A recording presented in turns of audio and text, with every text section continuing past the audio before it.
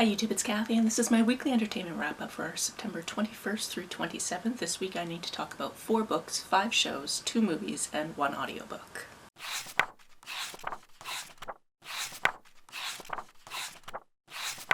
You might have noticed in that intro that I said I need to talk about 4 books, but it turns out I didn't actually read 4 books this week. One of these books I read last week, forgot to write down on my list immediately after finishing it, and the other day I was looking at my spreadsheet and went, wait, I haven't talked about that book yet, but I've definitely finished reading it, and I didn't read it this week, so whoops. The book in question is The Spell Shop. This is a really cute, cozy fantasy about this librarian who has to flee this fire in the main city, and as she's on a boat, she's like, where can I possibly go? Because she's stolen some of the spell books because otherwise they were just gonna burn in the library. But she's gotta figure out where to go, and she ends up going to this island that she used to live on as a kid. It turns out her parents still own a place there even though they've passed, so I guess technically she owns a place there. And so she decides to hide out there and see if the rebellion has overthrown the government and figure out whether or not she's gonna get in trouble for technically stealing these things even though she's trying to keep them safe. In order to support herself and her sentient spider plant Kaz,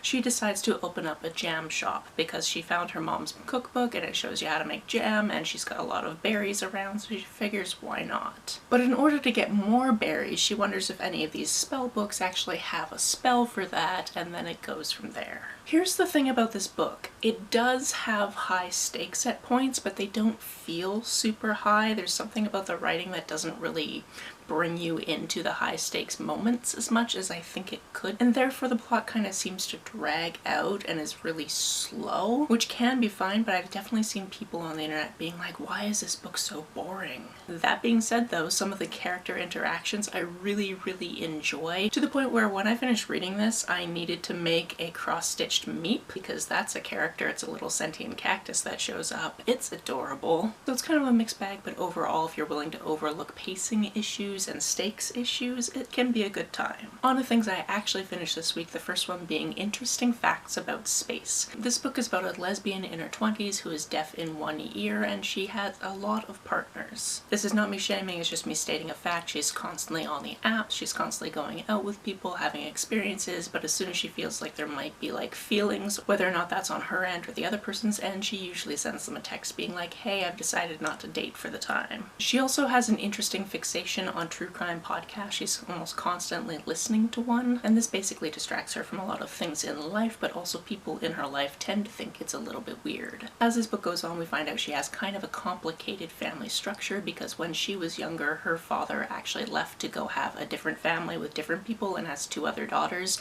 and she doesn't actually meet them until he's passed. This definitely messed her up as a kid, and we're seeing ramifications of this as the book goes on.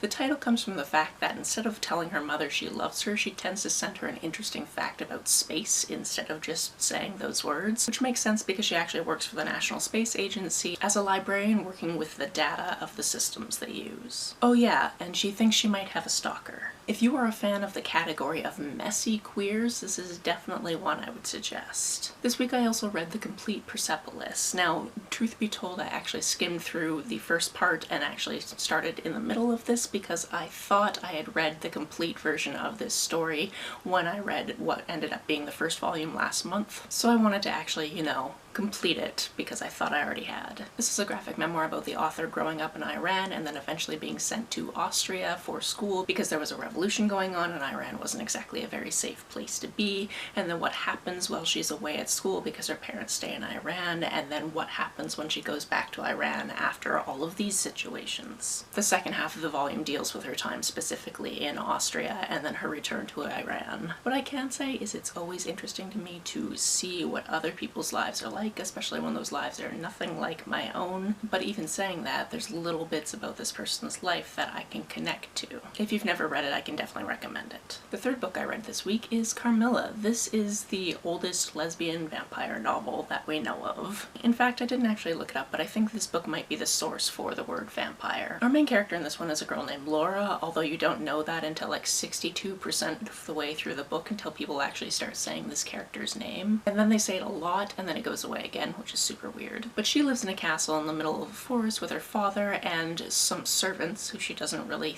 think of as people. There are like two that she thinks of as people, but everybody else is just like, whatever, we don't care about them. And one day they're out for a walk and this carriage falls in front of them, and some people get out of the carriage, and this one girl is kind of hurt, and her mom's like, hey, I'm gonna leave her with you because I actually have this meeting I gotta get to, and I'll be back for her in like 3 months. Is that fine? Okay, bye. And that injured girl ends up being our titular character, Carmilla, who is definitely obsessed with Laura and says some things to Laura in this text that would definitely be classified as, oh, they're just gal pals. But it doesn't seem like they're just gal pals. But also from Laura's perspective, we don't actually see how she feels about this. It's written in a way where we don't really know how Laura feels about these outbursts of like, ooh, I'm obsessed with you, and I had issues with that. But also this was written over 100 years ago, and I don't know if it would have gotten through certain censors if she were to declare her love back. I don't know. Ultimately, this ended up being really predictable, but that's probably because it was really good at the time, and then certain elements of it have been used over and over and over again since it was published, so I feel like it's predictable, even though at the time that it was written it probably wasn't. On to the shows I watched this week. Let's speedrun these because there's 5 of them. I watched the first 2 episodes of the 20th season of Taskmaster. This is a whole new set of people, and it's a format we know that I love very, very much. My partner is currently in Europe, so we actually sat there on YouTube and hit play at the same time, and then every time there was an ad we would stop and make sure we're at the same time frame so we could watch this together while he's away. Next, I watched a limited series called Black Work. This only has 3 episodes. It's on BritBox, and it's about this woman who is a cop, and her personal life has gotten a little complicated because she's married, but she has this flirtation with this other guy, and suddenly her husband ends up dead, and she finds out some things that have been going on in his life for the past 3 years that she did not know about. Now she has to figure out why her husband's dead, and then also figure out all these other ramifications of this life that he hid from her. I really enjoyed it, especially because the lead of this is also one of the women from the Barking Murders, which I watched last week. Then also there's a character from this who I know from Vera, and the main character, at least for a while, from Shetland was also in this. I say for a while because he's actually left that show, and there's different main characters on that show now. So this kind of felt like a collection of things that I'd already seen on BritBox come together to be this new thing for me, even though I'm pretty sure this came out like 10 years ago. Next, another thing I watched with Chad on YouTube when it came out was Jetlag All-Stars, the first episode of this current season. This one is a game of tag all across Europe, and instead of being just 3 or 4 people playing, we have 6 people playing in 3 teams of 2, which is obviously going to be chaos. If you've never heard about this show before, they play different games around Europe. There's always a travel component, and they're always trying to get points, and they're trying to beat each other to certain places. It depends on the constraints of whichever game they're playing at the time. Back to BritBox, I also watched another limited series all the way through, and that was called A Confession. This one stars Martin Freeman, and he is a cop because apparently that's the only type of show I watch. And in this one there's a missing girl, and he's trying to find out what happened to this girl, and it gets very, very messy. They figure out what happens, a confession happens, but whether or not that confession is admissible is a whole different thing. This was definitely one of those shows where I was just wanting to yell at people in the screen because they were saying awful things, and I was just like, no, you're wrong, please stop being that way. And in addition to being based on true events, this also had some amazing performances to it. Finally, for my BritBox obsession, I watched the first 2 series of Prime Suspect.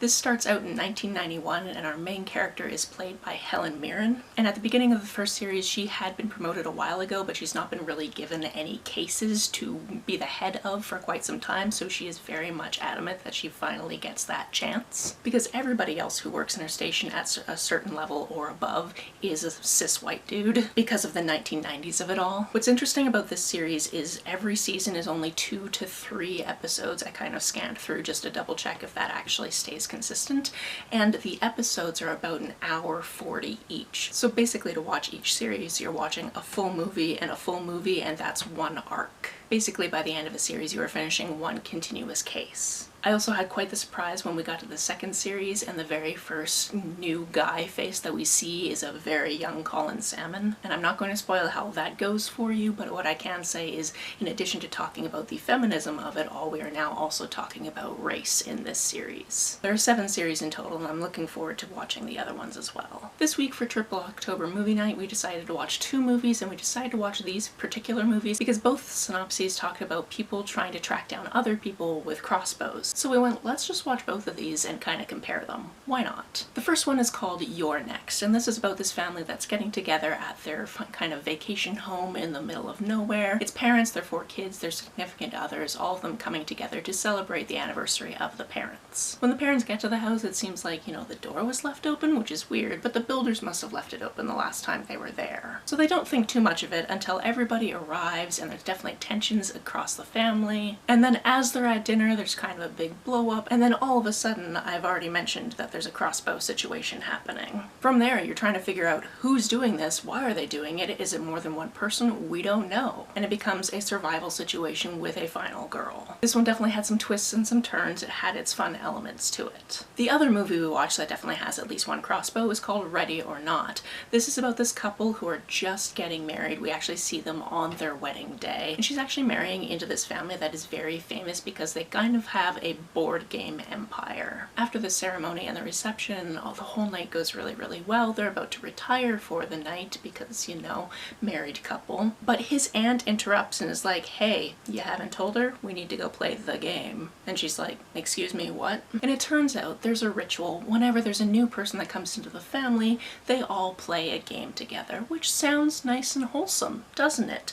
But there's this kind of spooky element to it because there's this box that basically decides what game you're going to play, and this game is hide and seek. But not classic hide and seek. It's the hide and seek where if they don't find you and kill you before the sun comes up, all of them are gonna die, apparently. They take this very, very seriously, so she ends up having to take this very, very seriously. Again, a lot of running around, a lot of twists and turns, a lot of who's on my actual side, and I won't spoil the ending for you. The audiobook I listened to this week also had a decent amount of warfare, and that's A Wizard's Guide to Defensive Baking. Our main character in this one is a teenage girl. She's 14 years old. She works in her aunt's bakery. Her parents died some time ago, and she's what they call a minor wizard, so she has a little bit of magic, but it literally only allows her to manipulate dough. So working in a bakery is actually a really good idea for somebody with her powers. Because if something's been over kneaded, she can soften it up. If something's going stale, she can soften it up. Or if she wants to do the opposite of those things, obviously she can.